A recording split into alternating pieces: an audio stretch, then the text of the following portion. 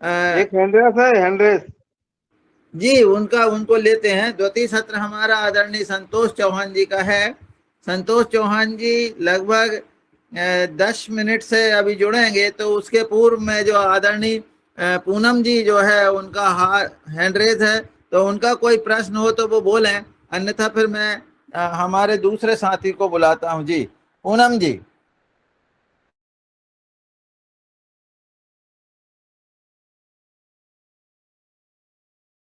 Hello Poonam जी, आपका कोई प्रश्न है क्या इस संबंध में?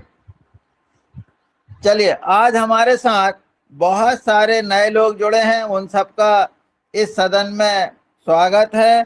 और मैं, चूंकि आज सूक्ष्म जीवों पर चर्चा होना है, तो सूक्ष्म जीव जी, आदरणीय बने सिंह जी। हर सदन आदरणीय को बने सिंह जी, आपका हैंड रेज है। जी जी जी जी, सदन को कोटि कोटि नमन। जो नए साथी जुड़े उनका परिचय ले लिया जाए आदरणीय। उसमें बहुत टाइम जाएगा भैया, आप अब बात करें, दादू दादू अपनी बात करें, क्योंकि डॉक्टर चौहान परिचय का ज्वाइन समय हो चल गए हैं। डॉक्टर चौहान ज्वाइन हो गए हैं, तो उनको भी बुला ठीक लीजिए। जी जी ठीक, धन्यवाद जी। धन्यवाद। तो मैं, डॉक्टर चौहान सर ज्वाइन हो गए, मैंने अभी उनसे चर्चा की थी तो उन्होंने ये मुझे जानकारी दी थी। तो मैं आदरणीय चौहान सर को सादर आमंत्रित करता हूं कि वो आए और आज हमारी खरीफ फसल के संबंध में जो जानकारी सूक्ष्म जीवों का उसमें क्या उपयोग है इस पर चर्चा करेंगे। आदरणीय डॉक्टर संतोष चौहान जी। जी ओम। मेरे आवाज आ रही है दादू? आ रही है, आपकी आवाज आ रही है। ठीक है। दादू, जैसा अभी जो धान की फसल है या जो भी कोई भी खरीफ की फसल होवे, तो इन सब फसलों में सबसे सबसे पहले हमें जो नवधान आटे का जो स्लरी है, उस स्लरी के ऊपर आज शुरुआत में चर्चा करना है। और जितने भी किसान भाई अभी ट्राइकोडर्मा बनाना शुरू किए, तो उसकी क्या परिस्थितियां है उस बारे में भी चर्चा करना है। तो शुरुआत हम जो सिंपल सा जो एक नवधान आटे का स्लरी का जो फॉर्मूला है उस बारे में चर्चा करेंगे। जैसा नवधान आटे का जो स्लरी हम लोग बनाते हैं, तो यह स्लरी किसी ना किसी सूक्ष्म जीव का उपयोग करके बनता है। और इसमें बेसिकली जो जो चीजें स्लरी बनाने में जो लगती है उस विषय में हम लोग चर्चा करेंगे। सबसे पहला इसमें हमें नवधान आटा बनाना सबसे इम्पोर्टेंट है। और जैसा नवधान आटा में हम लोगों ने जो प्रमुख चीजें लेना है, उसमें है गेहूं। मैं रिपीट कर रहा हूँ, गेहूं, ज्वार, बाजरा और चावल, ये प्रमुख जो चार अनाज हर जगह पर मिलते हैं। गेहूं, ज्वार, बाजरा, चावल। लेकिन कुछ कुछ जगहों पर इन सब चीजों का उपलब्धि नहीं होता है। जैसा ये चारों जो चीजें हैं, 1-1 किलो हमें लेना जरूर होता है। और उसके बाद में हमारे घर में जो दालें होती है, जैसा तुअर की दाल है, यानी अरहर की दाल है। नागेंद्र जी, आपका माइक म्यूट कीजिए। जैसा जो दालें, हमें 5 तरह की दालें लेना है। उसमें तुअर या अरहर की दाल, चने की दाल, मूंग की दाल, उड़द की दाल और मसूर की दाल। और इस तरह से ये 9 धान आटा, यानी 5 अनाज हुए, 4 अनाज हुए और 5 तरह की दालें हुई। लेकिन अभी इसमें कुछ और चीजें भी इसमें हम लोग मेरे भगत जी मेड़ापा करना यार। ऐड कर सकते हैं। अगर जैसा यहाँ महाराष्ट्र में हम कहते हैं तो नाचनी या रागी, मटकी या बरबटी, ऐसे अगर सारी चीजें उपलब्ध हुए तो वे भी हम लोग इसमें डाल सकते। लेकिन जो अनाज है जैसा गेहूं, ज्वार, बाजरा और चावल, यह हर हर चीज 1 किलो होनी चाहिए। ये मिला के 4 किलो होगा। और बाकी सारी जो दालें हैं वह सब दालें मिलाकर 1 किलो होना चाहिए। फिर आपके पास में 5 की जगह 6 दालें हुए तो आप सब मिला के 1 किलो, ऐसा टोटल 5 किलो हमें एक जगह पे करना है। और यह जो 5 किलो हमें अच्छी तरह से मिक्स करके उसको उसका आटा बनाना है, चक्की में पिसवा कर उसका आटा बनाना है। तो इसी आटे को हम नवधान आटा कहते हैं।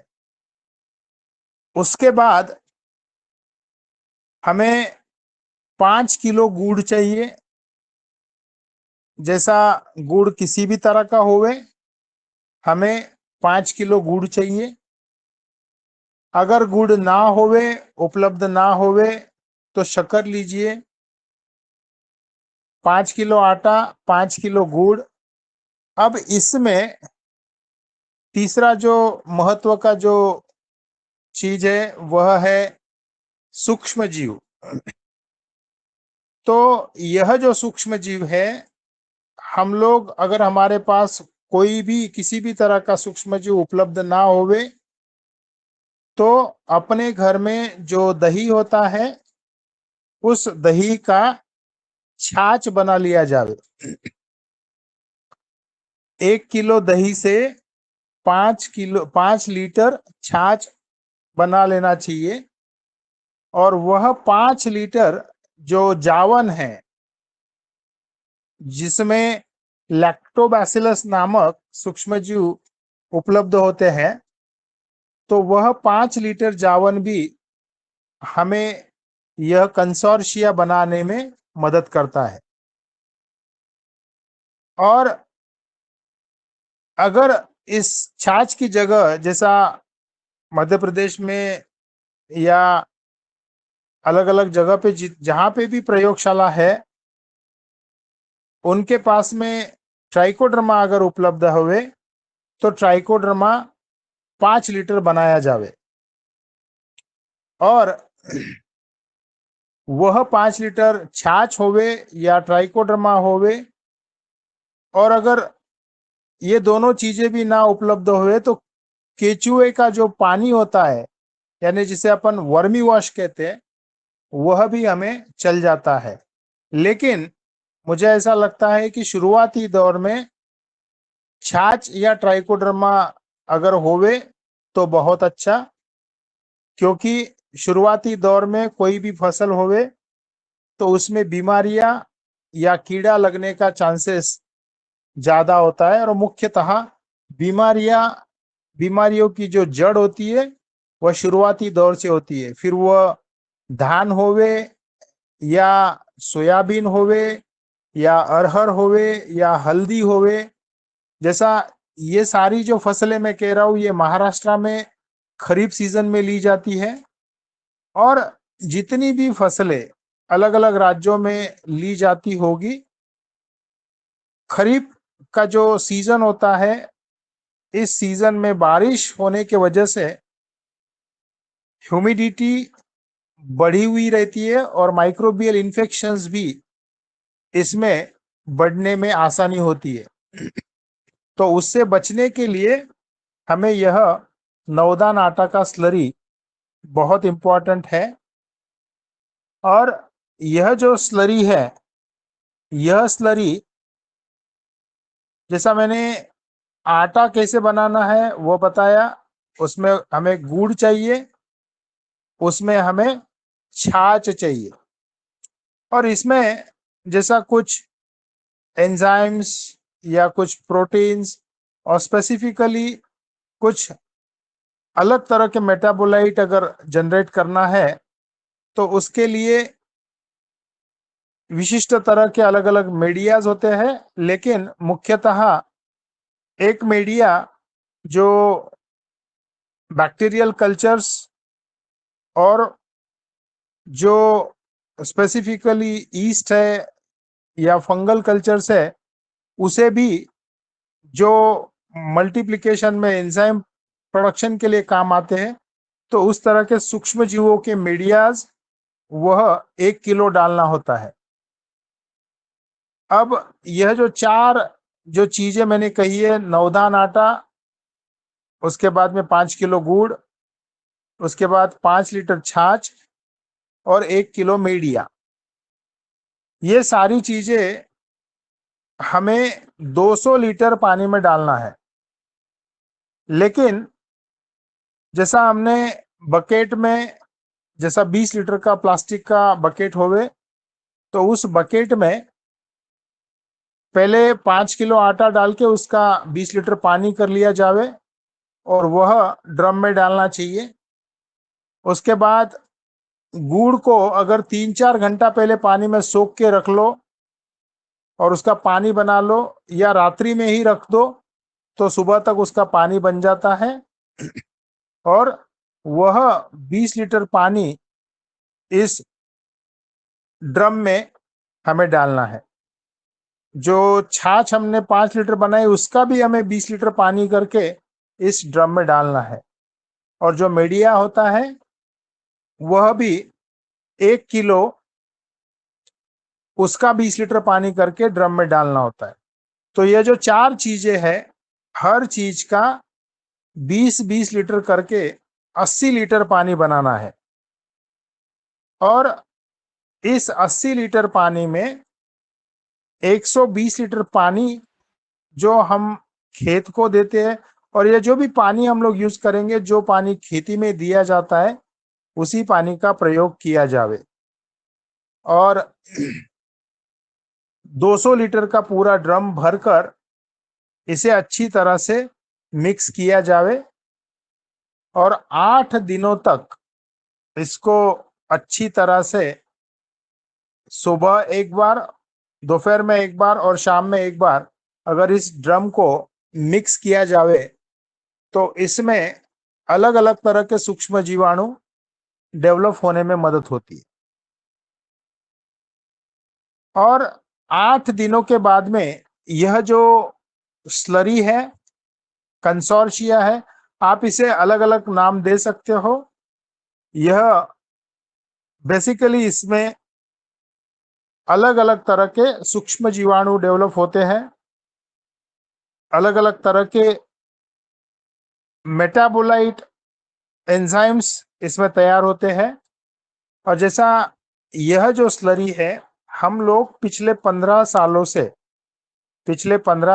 से हम लोग अलग अलग क्रॉप्स में, और स्पेसिफिकली महाराष्ट्र के जितने भी क्रॉप है, जैसा महाराष्ट्र में धान भी होता है, महाराष्ट्र में सोयाबीन होता है, कपास होती है, हल्दी होती है, अरहर है, चना है, और जितने भी फ्रूट क्रॉप्स है, जैसा संतरा है या अंगूर है, अनार है, इन सभी क्रॉप में पिछले 15 सालों से इसका उपयोग किया जा रहा है।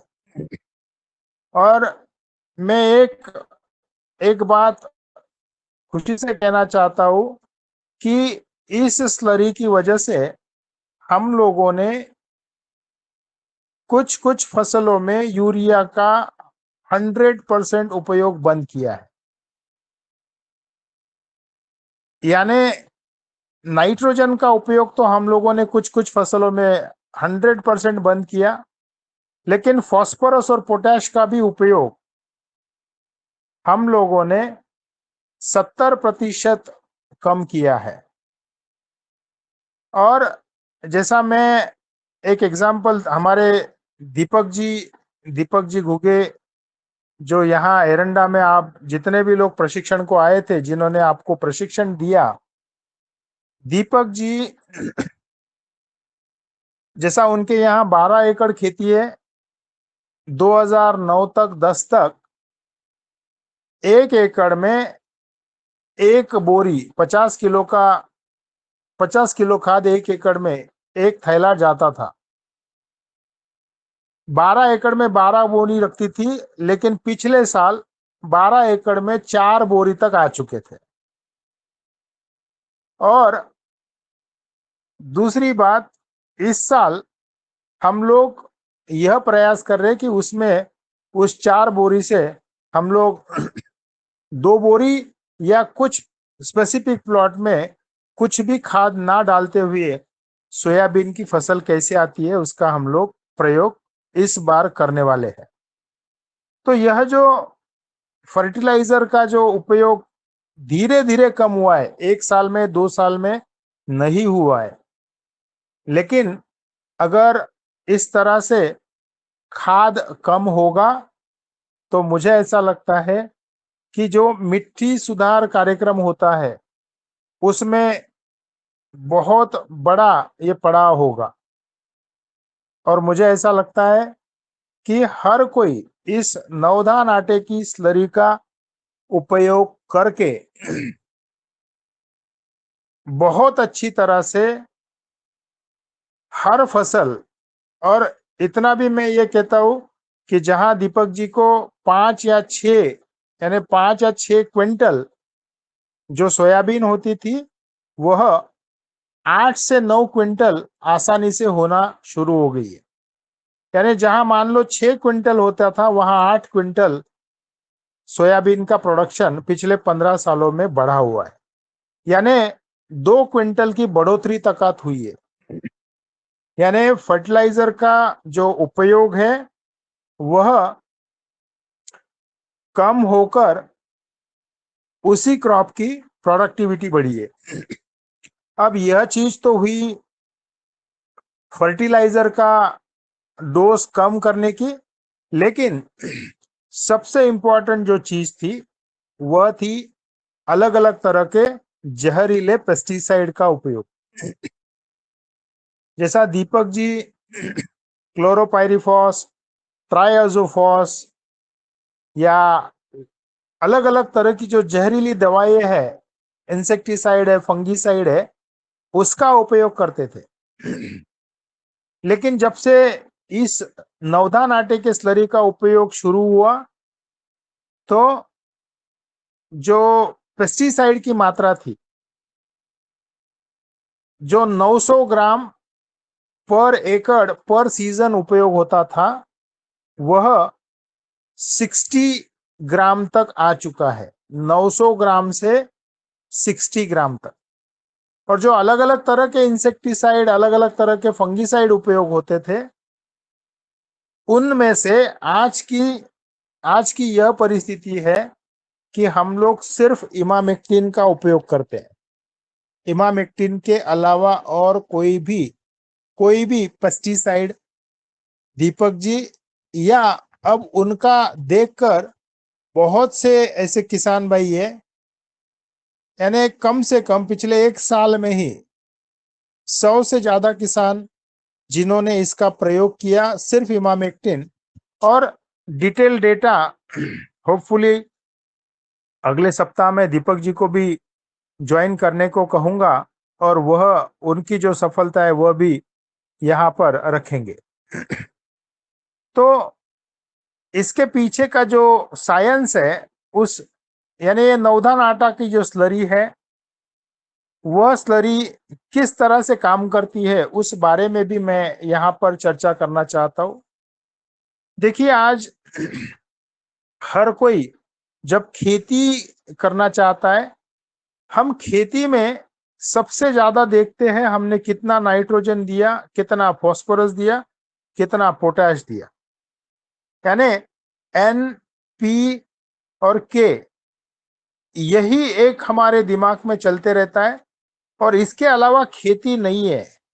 इसके बिना खेती हो नहीं पाएगी, इस बारे में एक सोच हो चुकी है। लेकिन मेरा ये मानना है कि जितने भी अनाज और जितने भी दालें, इसका मैंने विवरण दिया है। तो इन दाल एवं अनाज जब भी पानी के संपर्क में आता है ना, इसका आटा जब पानी के संपर्क में आता है, तो एक एक सिंपल सा मैं आपको कहता हूं कि जैसा मान लो हमें गेहूं का चपाती बनाना है, तो गेहूं का चपाती बनाते समय पहले हमें आटे में पानी डालना होता है और उसका आटा गूंदा जाता है। और अगर उसी आटे को वैसा ही चपाती ना बनावे, वैसा ही रखे, तो उसमें इमीडिएटली जब भी आप पानी डाल के आटा बना लो तो इमीडिएट फर्मेंटेशन स्टार्ट होता है। और वह अगर शाम तक वैसे ही रखा जाए तो उसमें खटास आना शुरू हो जाती है। और खटास क्यों आती है?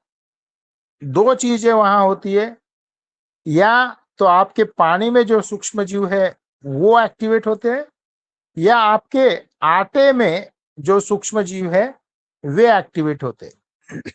और जब इन सूक्ष्म जीवाणुओं का रिएक्शन होता है इस आटे में, तो कई तरह के सूक्ष्म जीवाणुओं की निर्मित इस स्लरी में होती है, इस पानी में होती है।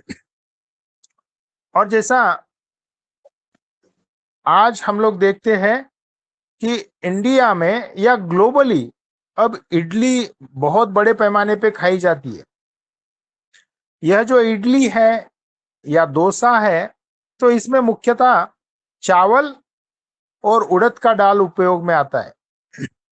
और ऐसा साइंटिफिकली प्रूवन है कि इसमें अलग अलग तरह के, जब इडली का बैटर यानी जब चावल और उड़द की दाल पानी में डाली जाती है, तो इसमें अलग अलग तरह के सूक्ष्म जीव डेवलप होते हैं। वह इस चावल को फर्मेंट करते हैं, और यही फर्मेंटेड जो प्रोबायोटिक्स है, जैसा जो इडली का बैटर है, हम जब इडली कुकर में उसको स्टीम देके इडली बनाते हैं, तो यही सूक्ष्म जीव हमारे शरीर के लिए भी बहुत लाभदायक सिद्ध होते हैं। और जिस तरह से इडली का बैटर डेवलप होता है, उसी तरह इस नवधान आटे में से असंख्य सूक्ष्म जीव, यानी अनगिनत अनगिनत, हम गिन नहीं पाएंगे इतने सूक्ष्म जीव इसमें डेवलप हो जाते। और एक चीज और यहाँ पे, यह नवधान यानी अलग अलग ये अनाज लेने के पीछे का जो एक रीजन है, जैसा मैं यहाँ उपस्थित सभी किसान भाइयों को अगर पूछूं, तो जिस मिट्टी में चावल की पैदावार होती है उसी में चना पैदावार होना यानी थोड़ा मुश्किल का काम क्यों होता है? क्योंकि जितना पानी चावल की फसल को लगता है, धान की फसल को लगता है, उतना पानी चने को नहीं लगता है। और ये जितने भी चीजें, जितने भी अनाज मैंने कहे, उनकी उपज अलग अलग कलर के मिट्टियों में होती है। जैसा काली मिट्टी है, लाल मिट्टी है, सफेद मिट्टी है, जैसा सैंडी सॉइल कहते हैं हम लोग। तो ये अलग अलग मिट्टियों का अर्क इन सारे अनाज में आता है। और यह सब अनाज जब पानी में जाते हैं आटे के माध्यम से, तो सारे तरह के जो सूक्ष्म जीव इसमें तैयार होते हैं। और एक चीज, जैसा यह जब पानी में जाएगा तो 99% सूक्ष्म जीव, 99% यह खेती के लिए, विशेषतः मिट्टी के लिए अच्छे सूक्ष्म जीव इसमें तैयार होते हैं। और यह सूक्ष्म जीव ही फर्टिलाइजर का डोज कम करने में, और सबसे इंपॉर्टेंट बात, पेस्टिसाइड का डोज कम करने में इनका बहुत बड़ा महत्व पाया गया है। अब जैसा मैंने यहाँ कहा कि इस आटे को जब पानी में डालते हैं उसके साथ में गुड़ होता है, उसके साथ में कुछ मीडिया होता है, तो अलग अलग तरह के सूक्ष्मजीव इसमें डेवलप होते हैं और ये सारे सूक्ष्मजीव अलग अलग तरह के अर्क तैयार करते हैं। अब एक्चुअल देखिए, अगर हम लोग 60 साल पहले जावे, 60 साल पहले, तो 60 साल पहले यानी 1960-70 की बात मैं कह रहा हूं, जब फर्टिलाइजर जस्ट इंट्रोड्यूस हुए थे, उससे पहले उस समय सिर्फ हम लोग गोबर खाद डालते थे, और गोबर खाद या बकरी का जो लेंडी खाद है, बस यही चीजें जो किसान भाइयों को अपने घरों में, अपने खेतों में उपलब्ध होती थी, बस उसी को हम लोग खेतों में डालते थे और अच्छी फसल हम लोगों की आती थी। और जब से केमिकल फर्टिलाइजर आए हैं, तब से पहले 15 से 20 साल दिक्कतें तो उसी दिन से शुरू हो गई जिस दिन फर्टिलाइजर डाला, लेकिन वह दिक्कत समझ में आने को 20 साल चला गया। और मेरा ये मानना है कि जो 60 या 65 साल पहले जो भी खेती होती थी, उस खेती में किसी भी तरह का केमिकल उपयोग ना होने की वजह से मिट्टी बहुत अच्छी तरह से परफॉर्म करती थी। और एक्चुअल जो जिस तरह से जंगल है, जिस तरह से रास्ते के दोनों साइड की जो वीड होती है, जिसे हम खरपतवार कहते हैं, उन्हें कोई भी किसी भी तरह का खाद नहीं डाला जाता, यहां तक के कि वहां पर पानी भी दिया नहीं जाता है। जो बारिश का पानी आएगा उसी पर वह खड़े हो जाते हैं। तो यह अगर पॉसिबल था, आज भी पॉसिबल है। आज भी जंगल में कोई पानी देता नहीं है, आज भी रास्ते के साइड में कोई फर्टिलाइजर डालता नहीं है, फिर आज भी अगर वो फसल खड़ी होती है, तो इसका जो बेसिक मैकेनिज्म है, वो मैकेनिज्म भी मैं आज यहाँ पे बताना चाहता हूं। देखो, नॉर्मली जैसा हम लोग कहते हैं कि फोटोसिंथेसिस, यह जो हमें 7वीं 8वीं कक्षा से हमें सिखाया जाता है कि प्रकाश संश्लेषण या फोटोसिंथेसिस के माध्यम से पौधा या पेड़ कार्बन डाइऑक्साइड लेता है, सनलाइट, और शक्कर तैयार करता है, शुगर डेवलपमेंट होता है। यानी हवा में जो कार्बन है, वह कार्बन लेकर पौधा या पेड़ अपने शरीर में शक्कर तैयार करता है पत्तियों के माध्यम से। और यह सारी जो भी शक्कर पेड़ या पौधे में तैयार होती है, वह सारी शक्कर जाती है जड़ों के माध्यम से मिट्टी में। और जब जड़ों के माध्यम से मिट्टी में यह शक्कर जाती है, तो जड़ों के आसपास में मिट्टी में जितने भी सूक्ष्म जीवाणु है, जैसा हमने माइकोराइजल फंगस का नाम सुना है, अलग अलग तरह के, जैसा ट्राइकोडर्मा है, बैसिलस है, सुडोमोनास है, ये सारे के सारे वहीं पर उपलब्ध होते हैं। क्योंकि जितना भी, मान लो आज हम लोग इटारसी में ट्राइकोडर्मा बना रहे, तो वो ट्राइकोडर्मा कहां से आया, उसकी उत्पत्ति कहां से हुई? तो उस ट्राइकोडर्मा की उत्पत्ति मिट्टी में से ही हुई है। अलग अलग मिट्टियों में से ये ट्राइकोडर्मा निकाला जाता है। और अब जो शक्कर पौधे ने, पत्तियों ने बनाकर जड़ों के माध्यम से मिट्टी में डाली, उस शक्कर के ऊपर ये सारे जो सूक्ष्मजीव है, वे पूरी जड़ों को कवर करते हैं।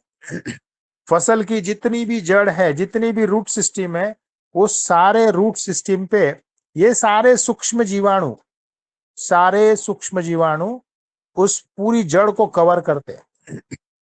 अब देखो, प्रकृति का एक अपना नियम होता है कि इन सूक्ष्म जीवों के बाद में मिट्टी में क्या होता है? तो मिट्टी में मित्र कीड़ होती है। अलग अलग तरह के और भी सूक्ष्म जीव है, जैसे प्रोटोजोआ है, निमेटोड्स है। अभी उनके डिटेल्स में मैं नहीं जाऊंगा।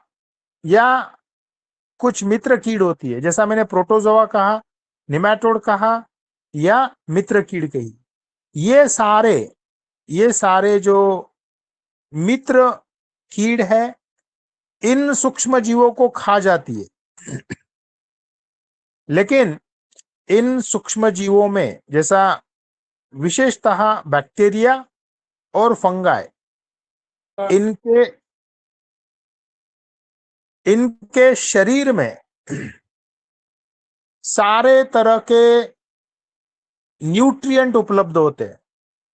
इन सूक्ष्म जीवों के शरीर के अंदर सारे तरह के सूक्ष्म न्यूट्रिएंट अवेलेबल होते हैं, और जितने भी यह मित्र कीड़े उनको खाने के बाद, उनको डाइजेस्ट करने के बाद उनकी जो भी ड्रॉपिंग्स होती है, उसमें सारे जो इनऑर्गेनिक तत्व होते हैं, जो पौधा या पौधे की जड़ अच्छे से उठाते हैं, और उस तरह से यह साइकिल चलते रहता है। यानी हर पौधे ने अपने शरीर में पत्तियों के माध्यम से शक्कर बनाना, वह शक्कर जड़ के माध्यम से मिट्टी में डालना, उस मिट्टी में जो सूक्ष्म जीवाणु है या सूक्ष्म जो जीव है, उनकी डेवलपमेंट होना, उनको मित्र कीड़ या अन्य सूक्ष्म जीवों ने जो बड़े होते हैं उन्होंने खाना, और उनकी जो ड्रॉपिंग्स होती है वह हम रूट सिस्टम अच्छे से उठा पाती, और यह बेसिक साइकिल है। लेकिन हम लोगों ने पिछले 60 सालों में फर्टिलाइजर डाल डालकर जितने भी सूक्ष्म जीव हमारे मिट्टी में होते हैं, वे सारे के सारे, यानी 1990 में यह पता चल गया था कि सूक्ष्म जीव की संख्या बड़े पैमाने पे कम होना शुरू होगी।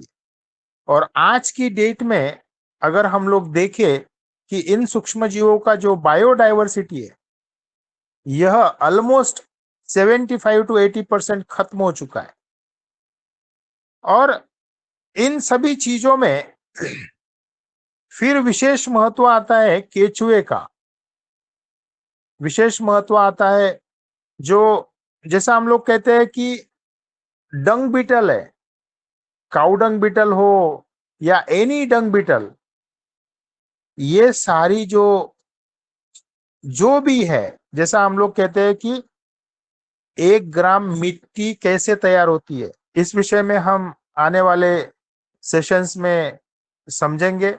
लेकिन जो चीज आज जो चीज मैंने यहाँ पे कहने का प्रयास किया है, मैं भी आज जैसा पिछले 20-25 सालों से सीख रहा हूँ, नए नए जो भी रिसर्च पब्लिकेशंस आते हैं, रिव्यूज आते हैं, या दुनिया भर में जितने भी माइक्रोबायोलॉजिस्ट हैं, उन सभी के लेक्चर्स आज भी मैं हर दिन 4 से 5 घंटा मैं खुद पढ़ाई करता हूँ।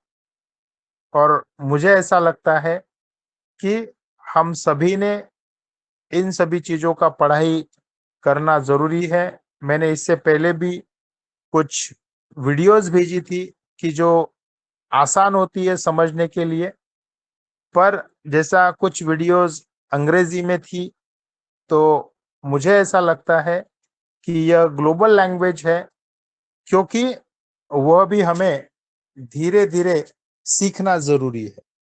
और यह जो मैकेनिज्म्स होते हैं कि किस तरह से यह साइकिल चलता है, किस तरह से फसलें डेवलप होती है।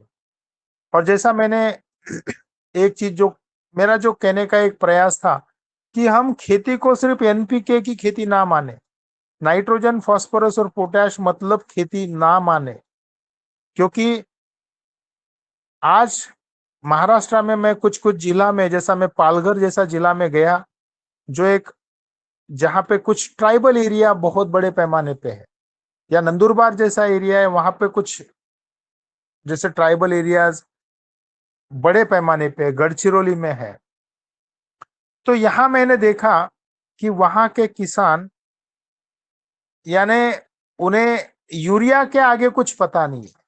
और आज मुझे ये लगता है कि हमसे तो वो लोग अच्छे हैं कि उन लोगों ने किसी भी तरह का खाद का प्रयोग नहीं किया और अच्छी फसलें वो भी लेते हैं। और एक चीज कि हमें हर पौधे की, हर फसल की अपनी एक कैपेसिटी होती है। यानी मैं यहाँ पे एक एग्जांपल हमारे अनार के जो भी किसान है जो अनार की पैदावार करते हैं उनका एग्जांपल देना चाहता हूँ। अनार के पेड़ की अगर कैपेसिटी 20 किलो या 22 किलो की होगी तो उसी अनार को हम ज्यादा फर्टिलाइजर देके 30 किलो से 40 किलो तक, कुछ कुछ किसान भाई 50 किलो तक जाते हैं। पर मेरा ये मानना है कि यह जो चीज हम लोग करते हैं कि जहां 20 किलो अगर उसकी कैपेसिटी है, हम अगर उसमें 40 या 50 किलो तक बढ़ोतरी करते हैं खाद डाल डाल के, तो अनार तो बनेगा। 20 किलो की जगह 50 किलो अनार जरूर बनेगा, लेकिन जो न्यूट्रिशनल वैल्यूज होती है वह डिक्लाइन होते जाती है, वह कम होते जाती है।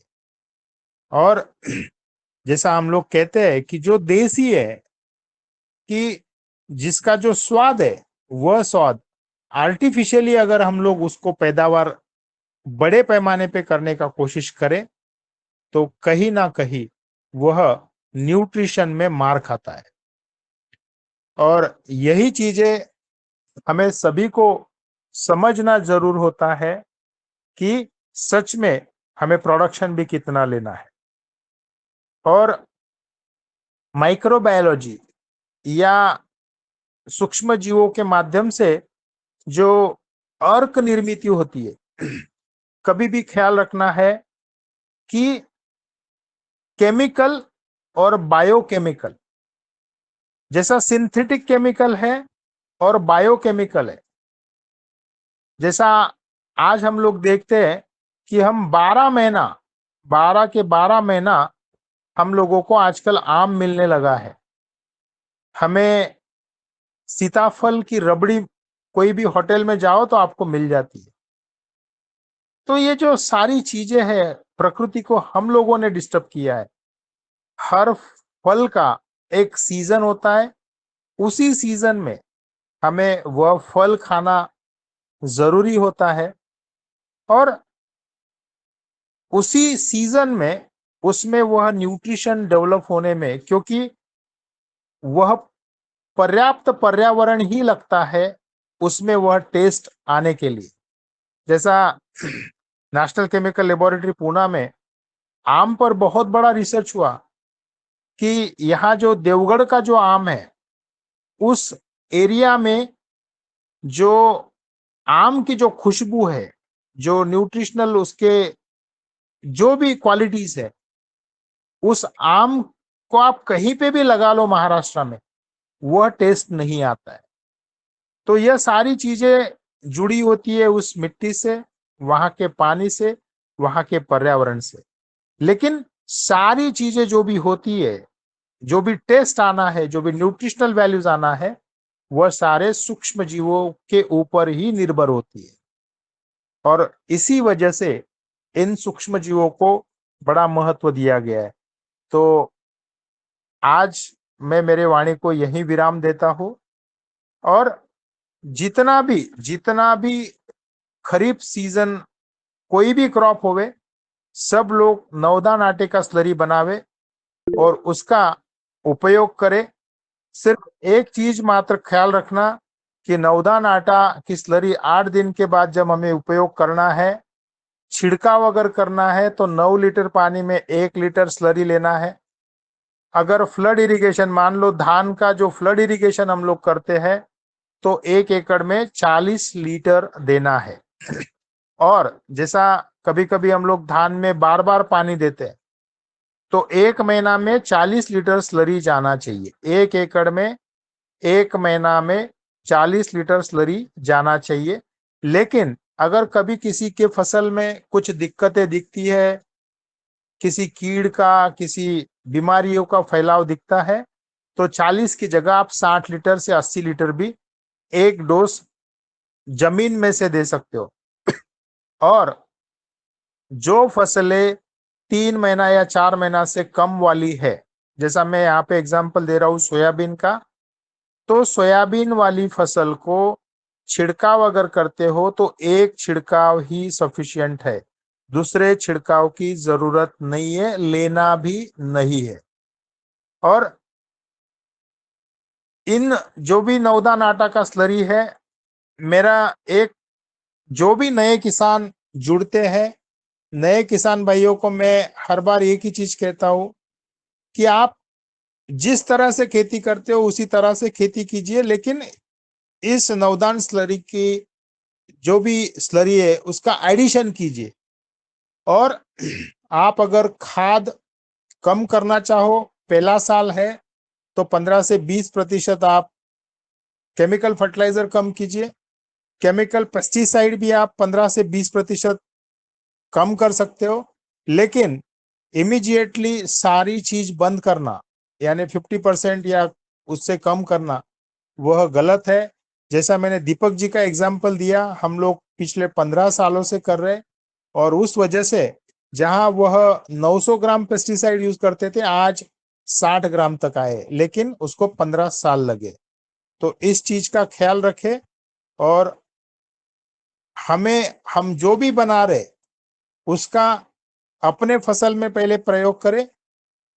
इस बार की खरीफ की फसल अच्छी आती है, आपके आसपास के किसान देखते हैं, वह खुद आपको पूछते हैं, अगले सीजन में वह खुद आपके पास में आके यह स्लरी कैसे बनाना है वो सीख लेगा और वह भी आगे इसी तरह से बढ़ेगा। जी ओम।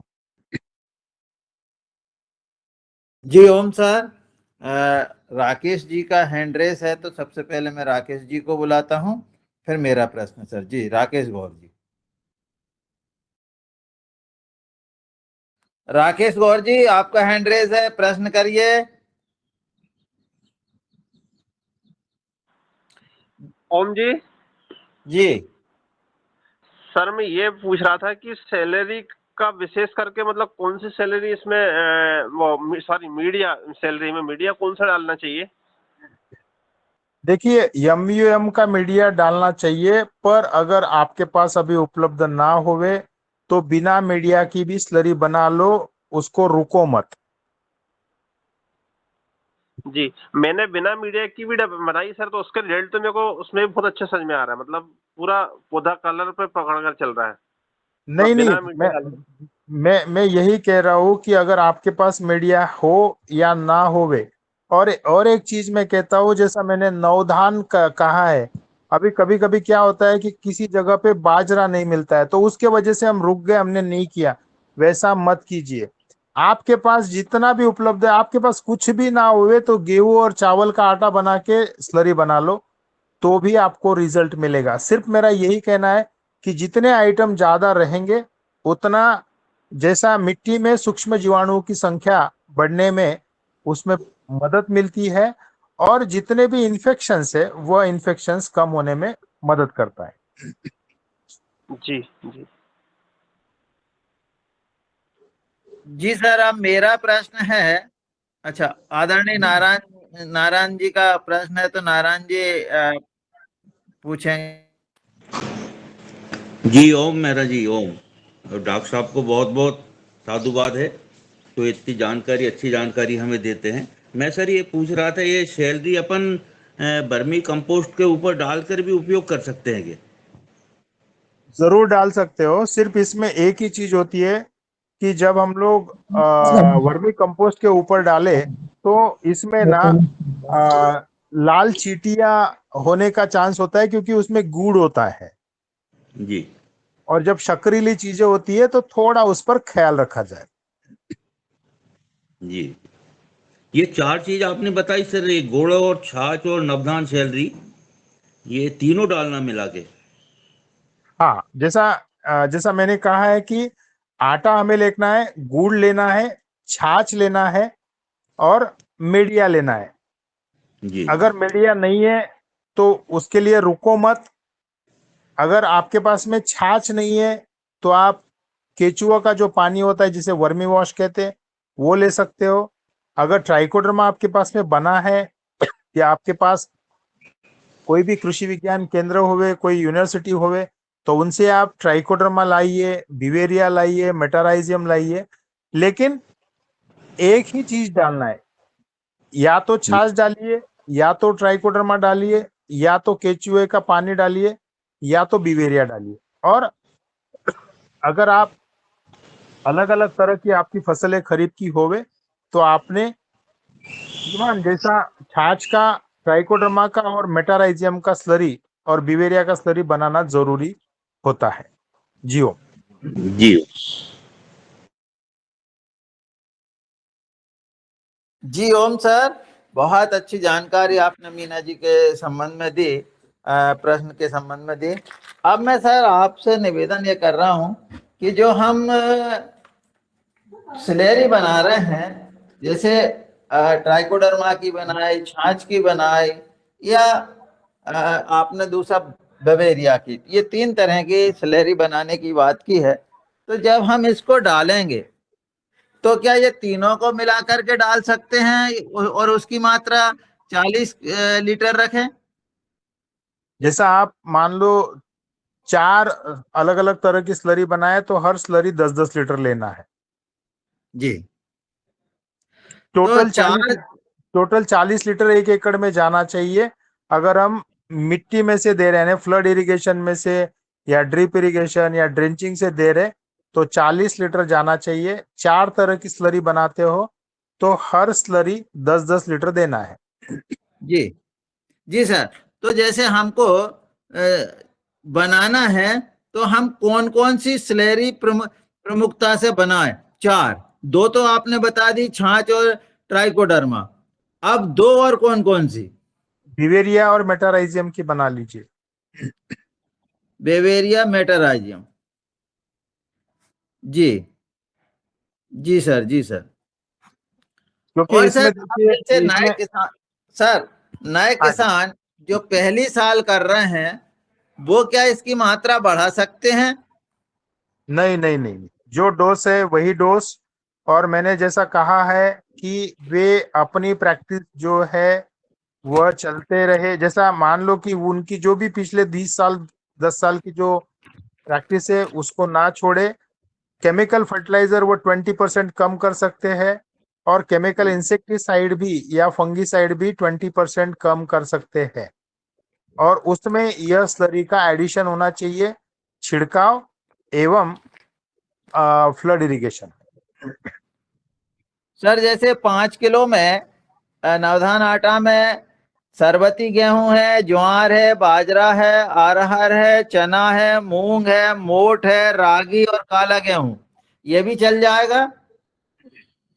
दादू देखिए, जो अनाज है वो 4 किलो होना चाहिए। जैसा जी गेहूं है, ज्वार है, बाजरा है, चावल है, ये 4 अनाज, हर अनाज 1 किलो। जी जी जी, वो तो मालूम सर। और ठीक है। जितनी भी दालें हैं फिर, या उसमें हाँ फिर बरबटी भी आ जाए या फिर वो मटकी भी आ जाए, तो वो सारे मिला के 1 किलो है। जी जी जैसा सर, जी तुअर सर। की, जैसा मैंने 5 जो प्रमुख दालें बताई, तुअर की, मूंग की, उड़द की, मसूर की, तो ये सारी जो दालें हैं, वे दालें अगर 5 दालें लेते हो तो हर दाल 200-200 ग्राम लेना है, टोटल 1 किलो होगा। जी जी जी और ये जी सारे सर। एक साथ में, वे सारे एक साथ मिलाकर, अनाज और दालें मिलाकर, इसको आटा चक्की में से पिसवा कर आटा बनाना चाहिए। अलग अलग जी आटा मिक्स नहीं करना है, जी जी जी जी जी जी सर, जी एक सर। साथ अ, चक्की में से पिसवा लो, आटा बनो। जी। अब मैं आदरणीय बने सिंह जी का हैंड रेज है तो उन्हें बुलाता हूँ। आदरणीय बने सिंह जी। जी आदरणीय, नमन सभी को। ये जो अपन ये बनाते हैं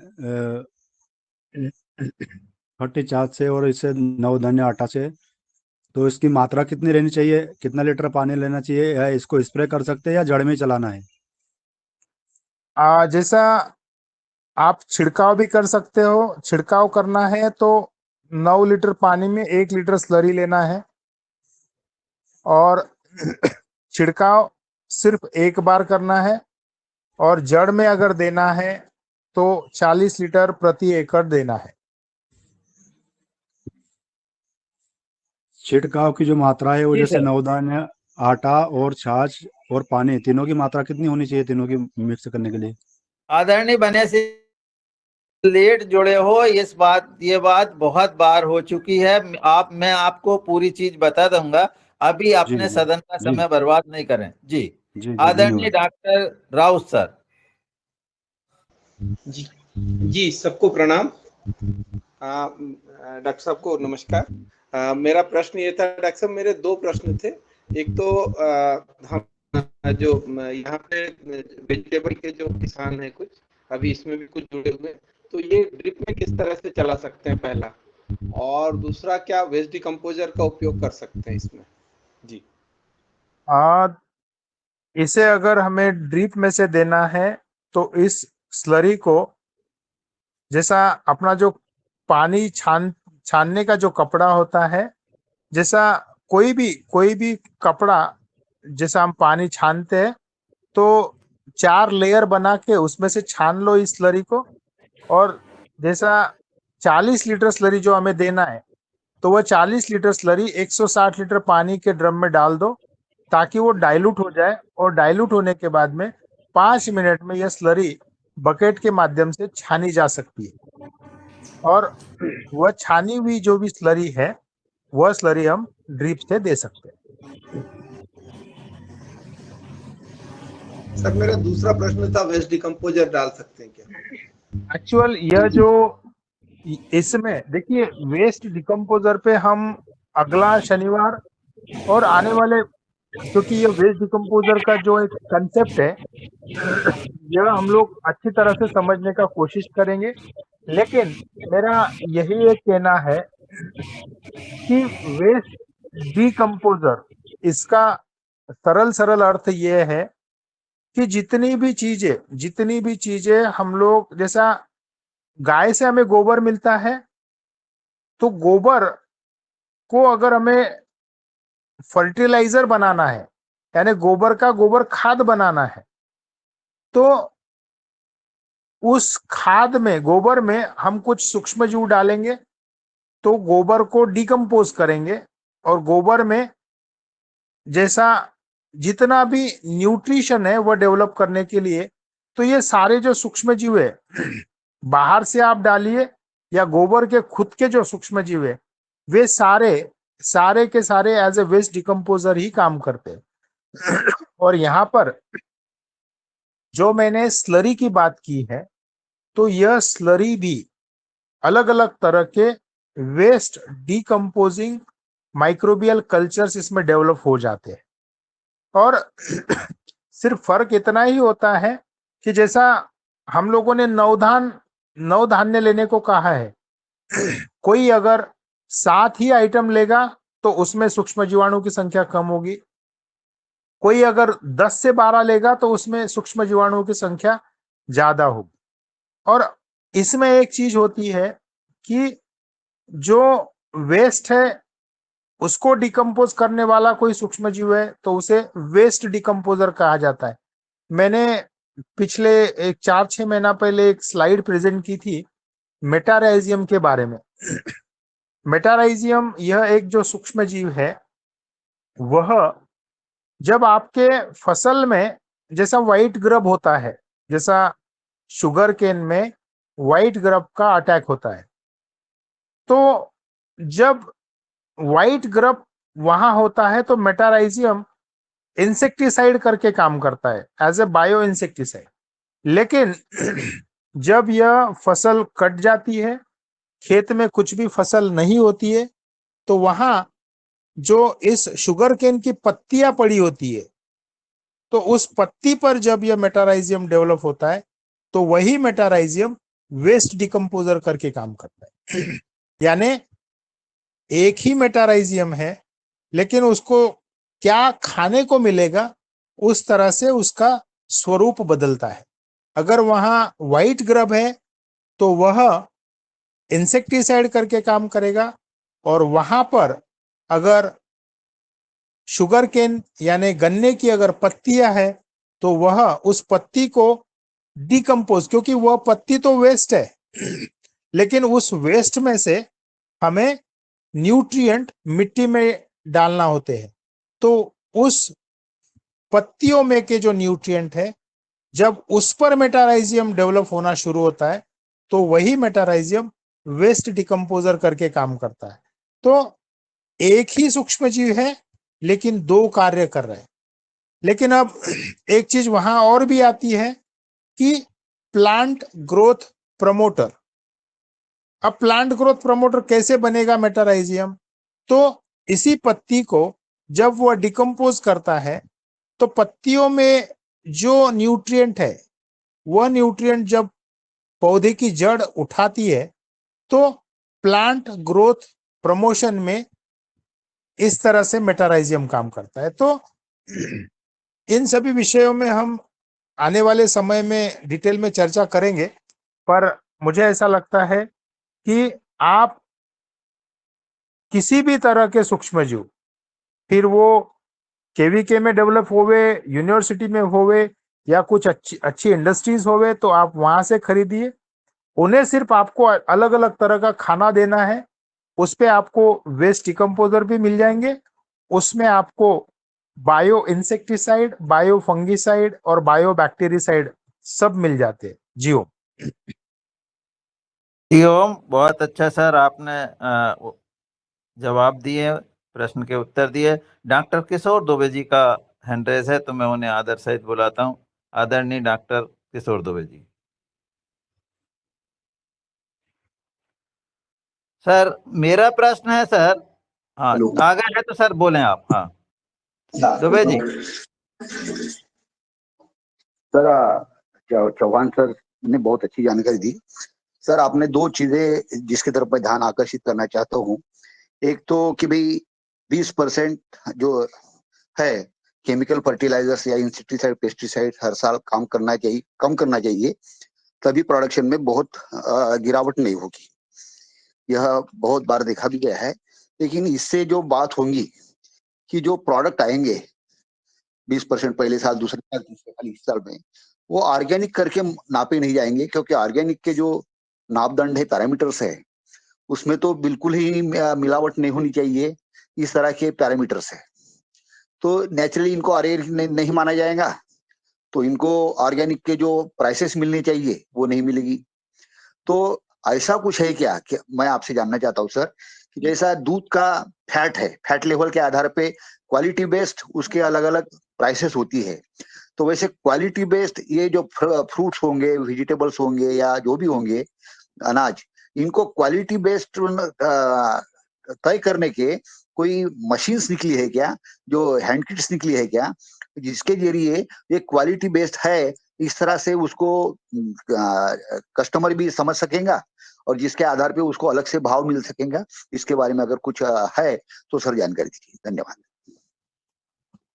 एक्चुअली देखिए, आजकल हर चीज का टेस्टिंग फैसिलिटी अवेलेबल है। यानी जैसा एक मैं एग्जांपल देना चाहता हूँ कि अंगूर हम लोग एक्सपोर्ट करते थे 2009 से 2018, 9 सालों तक। मैं पूना में बाफना फार्म करके है, जहां से हम लोग अंगूर एक्सपोर्ट करते थे यूके और यूरोप में। सबसे पहला क्राइटेरिया वहां पे ये देखा जाता था कि इस अंगूर में पर केजी कितना पेस्टिसाइड है। और यह पेस्टिसाइड, जैसा मान लो आज अंगूर की फसल लगी है तो हार्वेस्टिंग के 20 दिन पहले सैंपलिंग किया जाता है और उस फसल में कितना अलग अलग तरह का पेस्टिसाइड वो चेक किया जाता है।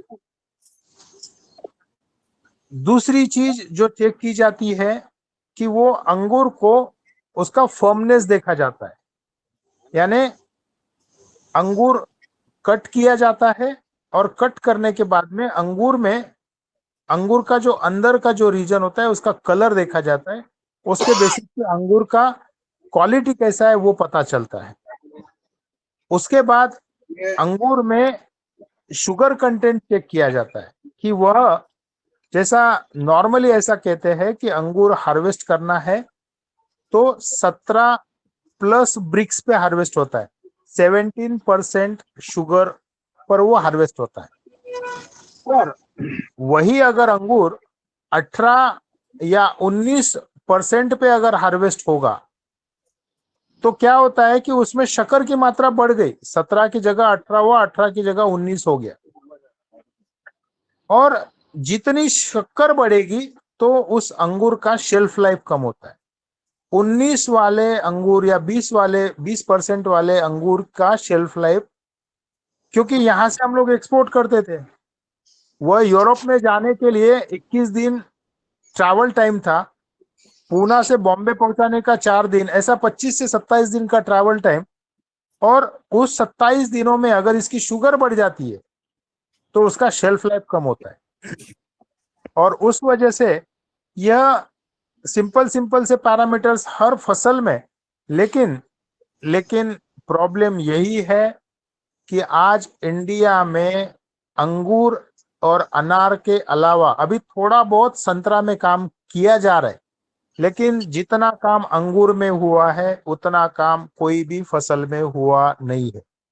साइंटिफिकली सारी चीजें, यानी अंगूर के एक एकड़ में कितने पेड़ होने चाहिए, एक पेड़ पर कितनी पत्तियां होनी चाहिए, कितने पत्तियों के पीछे कितना बंच होना चाहिए, एक बंच में कितना अंगूर होना चाहिए, उस हर अंगूर का साइज कितना होना चाहिए, उस अंगूर का शक्कर कितना होना चाहिए, इस सब का अभ्यास किया गया है।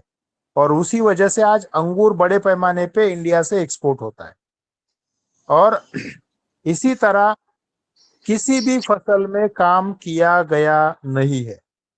और वह इंडिया में भी अंगूर का काम क्यों हुआ, क्योंकि कैलिफोर्निया या पेरू या इधर स्पेन, इन या इवन ऑस्ट्रेलिया, इन सभी देशों में बड़े पैमाने पे इसका रिसर्च हुआ और वही रिसर्च इंडिया में आया। और इंडिया में लोगों ने 1995 से लोग इन सब रिसर्च पर काम करते हैं। पर मेरा ये मानना है कि जितनी भी संस्थाएं हैं, रिसर्च हो रही है, लेकिन जो डॉक्टर दुबे जी ने अभी सवाल किया कि सिंपल सा दूध का फैट कंटेंट हम मेजर करके पता चलता है, लेकिन आज वो फैट बढ़ाने के लिए क्या क्या यूज करते हैं, गलत तरीके भी होने लगे हैं। तो उन सब चीजों में फिर यह फैट सच में दूध के माध्यम से है या और किसी माध्यम से है, ये बड़ी दिक्कतें वाली चीजें हैं। लेकिन रिसर्च के माध्यम से, जैसा यहाँ पूना में TUV नॉट करके एक लेबोरेटरी है, वह हर तरह का एनालिसिस करके देती है, लेकिन एक चीज, वह एनालिसिस का बहुत बड़ा फीस होता है। एक अंगूर का सैंपल चेक करने का 14,000 रुपया लगता है। अगर आप अपने घर का घी, देसी घी, वो अच्छे क्वालिटी का है, वह चेक करने का अगर सारे पैरामीटर चेक करना है तो 30 से 40,000 रुपए तो फी चली जाती है। तो आप सोचिए कि यह टेस्टिंग फीस भी एक बड़ा सब्जेक्ट है। और मेरा ये मानना है कि सारी चीजें विश्वास पे चलती है कि भैया जिससे आप दूध खरीदते हो आप उसी से खरीदे। आप 5-6 लोग ट्राई करके देख लीजिए, आपको पता चलता है कौन सही है कौन गलत है। उसके अलावा यानी मुझे तो नहीं लगता है कि और कोई टेस्टिंग, क्योंकि टेस्टिंग की फीस इतनी है। आज आप एक बैच चेक कर लोगे, लेकिन हर रोज आप नहीं चेक कर पाओगे। जी ओम।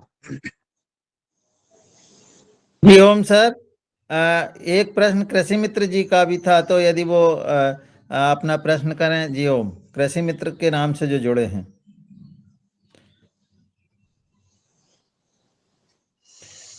जी, कृषि मित्र जी जुड़े हैं, चलिए। वो सर जुड़े हैं पर है नहीं है। अब मैं आदरणीय पवन सर को सादर आमंत्रित करता हूं कि आज की चर्चा पर वो अपने वक्तव्य दें। दुबे जी, आपका माइक बंद करो। आदरणीय पवन सर। मनसुख लाल जी अपना माइक बंद कर ले। मनसुख लाल जी माइक बंद करें।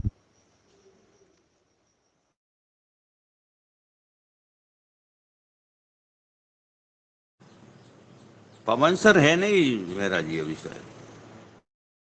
आदरणीय दिनेश सान्याल जी।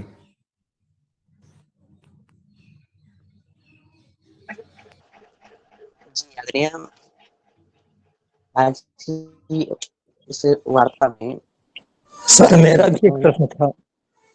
जी जी बोले सर।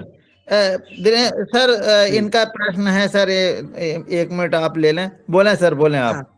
सर जो जैव नियंत्रण का आते हैं, जैसे ट्राइकोडर्मा हो गया, सूडोमोनास वगैरह हो गए, हम क्या मार्केट से ही खरीद सकते हैं या कि फिर कृषि विज्ञान केंद्रों से ही लेना उचित रहेगा? अगर कोई भी इंडस्ट्री आपके पास में अच्छी तरह से बना रही हो, आपके आसपास के किसान अगर कहते हैं कि नहीं इन यहाँ से प्रोडक्ट अच्छा मिलता है, तो आप वहां से भी लेवे तो कोई दिक्कत नहीं। लेकिन जैसा कृषि विज्ञान केंद्र है या यूनिवर्सिटी है, वहां पर भी आपको अच्छी तरह के यह पेस्टिसाइड और फर्टिलाइजर उपलब्ध होते हैं। जी जी जी जी आदरणीय सान्याल जी। जी जी आदरणीय, बहुत बहुत धन्यवाद। और आज इस सत्र में, और इस सत्र में ही नहीं बल्कि शनिवार के प्रत्येक सत्र में आदरणीय डॉक्टर चौहान सर अपने खेत की मिट्टी को, अपने उत्पादन होने वाले भोजन को और अपने स्वास्थ्य को कैसे स्वस्थ रखें, इस पे निरंतर मार्गदर्शन दे रहे हैं। और क्योंकि अभी जैसे हमने जो अन्य खादें जो गोबर से बनने वाली जीवामृत है, घनामृत है, इन पर बहुत सारे किसानों की जागरूकता बढ़ी है और साथ साथ में अब बायो फर्टिलाइजर पर भी जागरूकता बढ़ने जा रही है। हाँ, ये बात और महत्वपूर्ण हो जाती है कि ये जागरूकता उतनी जल्दी नहीं बढ़ पा रही है जितनी बढ़नी चाहिए। और इस सिलसिले को ज़्यादा, क्योंकि मैं अभी उत्तराखंड के कुछ भागों में भ्रमण कर रहा था, तो मैंने दुकानों में किसानों के यहाँ अलग-अलग जगह पूछा, तो पता चला कि बायो फर्टिलाइजर लोग यूज में नहीं ले रहे हैं और जो ले भी रहे हैं तो कुछ वैसी जानकारी अधिकतर नहीं है। तो अब तब ये बात समझ में आती है कि कुछ ही लोगों की जिम्मेदारी तो नहीं है कि वो इस अलग को जगाएं, क्योंकि ऐसा माहौल हो गया है, जो पॉइजन का स्प्रे जिस तरह से हो रहा है, जिस तरह से विषैले भोजन तैयार हो रहे हैं हमारे खेतों में जहाँ से अमृत मिलता था, वो लड़ाई हमें उतनी ही तेजी से करनी है, ये तो निश्चित है। और लेकिन फिर भी जो दिया जलाया है और हमारे किसान बंधु इस लॉ को, इस रोशनी को आगे बढ़ा रहे हैं, तो ये जो जल्दी ही पूरे भारत में फैले ये जागरूकता, ऐसी मैं आशा करता हूँ। और कई किसान बंधु इस क्षेत्र में लगे हुए हैं, ये भी एक सुखद बात है। और खासकर थोड़ा सा भ्रांति है लोगों में कि अगर हम ले रहे हैं तो ये चीज कोई अभी तक भी, क्योंकि बायो फर्टिलाइजर है, जैव उर्वरक है, लोगों में ये भ्रांतियां बनी। जैसे मैंने कुछ लोगों से प्रश्न किया तो भ्रांतियां बनी हुई कि ये भी केमिकल ही है। तो तब हमारी जैसे विश्वविद्यालयों की भी थोड़ा लिमिट इसमें देखने को मिल रही है, कृषि विज्ञान केंद्रों की भी देखने को मिल रही है। और हमारी जो सरकारी जो कृषि विभाग है, वहाँ की भी थोड़ा उसमें कमजोरी दिख रही है कि अभी तक हम जब, क्योंकि इतने अच्छे ये उर्वरक हैं और यहाँ तक कि जो जैविक खाद है, जो हमारे आम जीवामृत, घनामृत और जो गोबर की खाद है, गोबर की खाद भी यानी उस तरीके से नहीं बनाई जा रही है। लोग गोबर को गौशालाओं से खुले खेत में ऐसे ही फेंक रहे हैं। अभी देखा मैंने कि बरसात से वो पूरा बह रहा है और वो कहीं खेत, उसकी जिस खेत में डाला उस खेत का भी नहीं हो पा रहा है। तो कुल मिलाकर जागरूकता की जो कमी है वो कैसे अ, आकार ले, वो कैसे दूर हो जाए ये कमी, ये बड़ा प्रश्न मुझे देखने को मिला है। और हाँ, ये बात है कि जैसे योगाहार जैसे मंच से ये बातें आगे बढ़ रही हैं, अन्य मंचों से भी इस तरह की बातें आगे कैसे बढ़ेंगी, ये बड़ा प्रश्न अभी भी है। और जो हमारे जैसे खासकर हमारे जो योगाहार से जुड़े हुए किसान बंधु हैं, उनके माध्यम से भी कुछ अन्य किसानों तक ये बातें पहुँचे, और सोशल मीडिया के माध्यम से भी इसको पहुँचना बहुत ज़रूरी हो गया है। तो मैं कल परसों 2-3 दिन यही सोच रहा था कि सोशल मीडिया के माध्यम से मैं क्या कर सकता हूँ, अन्य बंधु क्या कर सकते हैं, ताकि ये जागरूकता आगे बढ़े। और इसका बढ़ना हमारे खेतों के लिए भी अच्छा है और हमारे स्वास्थ्य के लिए भी अच्छा है, क्योंकि इस पिछले हफ्ते मैंने कोई 7 लोगों से बात की, ऐसे लोगों से जो कैंसर से पीड़ित रहे, ऐसे मैंने सुना कि कैंसर से पीड़ित हैं, और उन्हें पूछा तो फिर डॉक्टर्स ने उनको जो जवाब दिया वही दिया कि हमारा जो खान-पीन है, भोजन की व्यवस्था है, वही मुख्य कारण है जिससे ये महामारी की तरह आगे बढ़ रहा है। तो आदरणीय डॉक्टर चौहान सर और आप सभी किसान बंधु, इसमें एक घोर बड़े युद्ध में आप उतरे हैं, हम उतरे हैं, और इस युद्ध में हम अ, समय के साथ और समय रहते विजयी हों, ऐसी ही शुभकामनाएँ हैं। और ये वास्तव में सबसे बड़ा धर्म युद्ध अगर कोई है, मुझे नहीं लगता कि ईरान या इज़राइल या अमेरिका